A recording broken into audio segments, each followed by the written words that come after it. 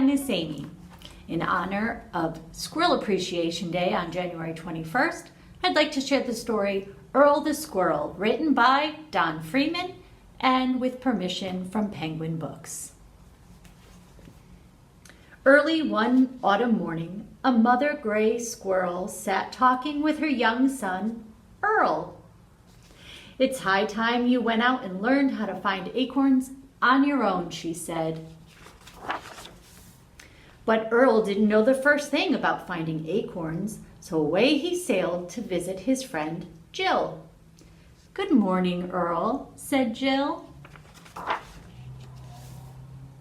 "Here is an acorn I've saved for you." Earl was pleased to have found such a big acorn so quickly. His mother would be happy. He twitched and twirled his tail, which was his way of saying, "Thank you very much." "And here's a nutcracker to help you open it," added Jill. Earl scampered home, eager to show his mother what he had found. But when she saw him, she said, "Earl, come in here this instant. I want to speak with you." "Who ever heard of a squirrel needing a nutcracker? Why, it's absurd," his mother scolded. "And you got it from Jill, didn't you? I'll bet she gave you the acorn, too. That girl is making you into the most spoiled squirrel in the world. Now take that nutcracker right back."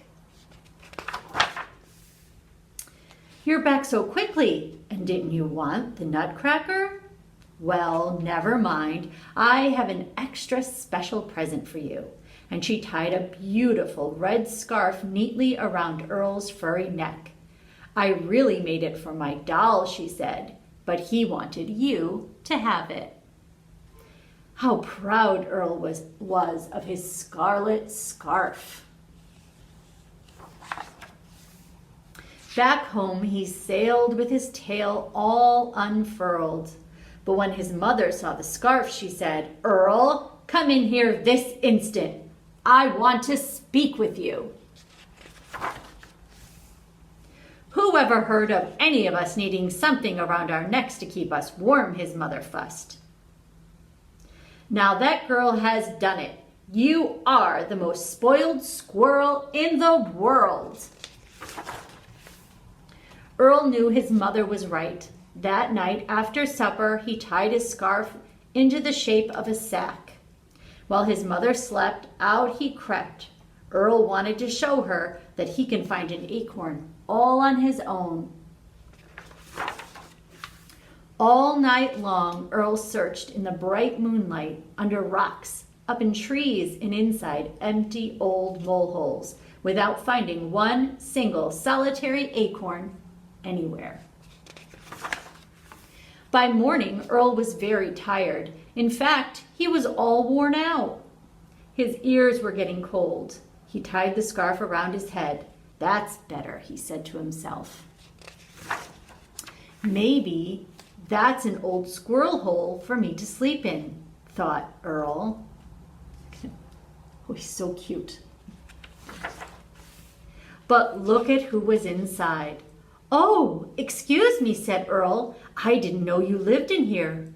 "Who did you think lived in here?" hooted the great horned owl loudly. "And who ever saw a squirrel wearing a scarf?" "My friend Jill gave it to me," Earl said proudly. "By the way, could you tell me where I might find an acorn?" "An acorn?" hooted the great horned owl. "Why, certainly. There's a giant oak tree right over there full of acorns. But I wouldn't go anywhere near it if I were a squirrel wearing a scarlet scarf." Conrad the bull would not like it one bit. You know what bulls do when they see red? They get awfully mad.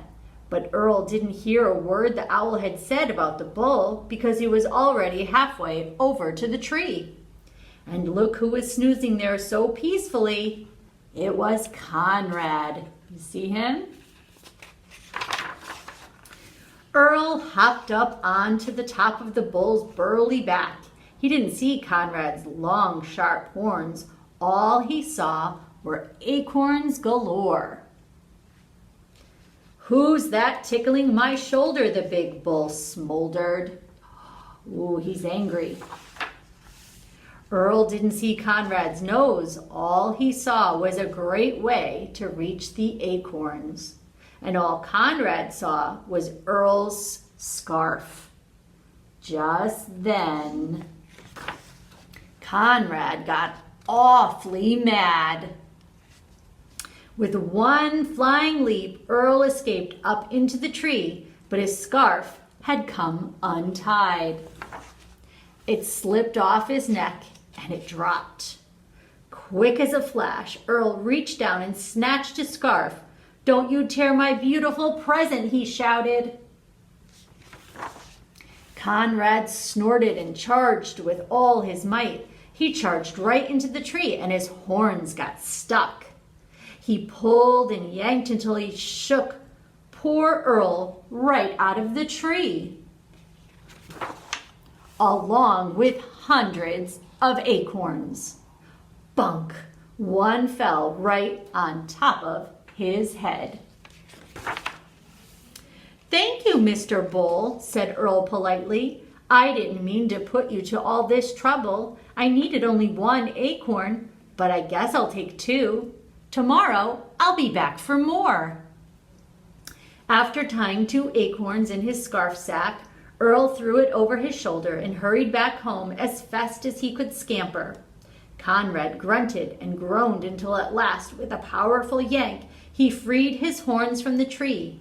Down the hill he reeled head over heels until he was out of sight. When Earl arrived home, he presented one of his acorns to his mother. She saw it and said, "Earl, come in here this instant. I want to speak to you." Once inside, his mother took a bite of her ripe acorn. My, this is the most delicious acorn I've ever tasted. How did you find it?" "Oh, my lucky scarf helped me," said Earl happily. After his mother finished her acorn, he went to pay Jill a visit. On the windowsill, sitting very still, was Jill's doll. After taking out the acorn, Earl tied the scarf around the doll's neck. "Here, sir, I don't think I need this anymore." Then Earl gave his tail an extra twirl, and before he swept away, he left the acorn for Jill. The next night, the moon was full and Earl returned to the giant oak tree. Thanks to Conrad, there were plenty of acorns scattered on the ground for tomorrow.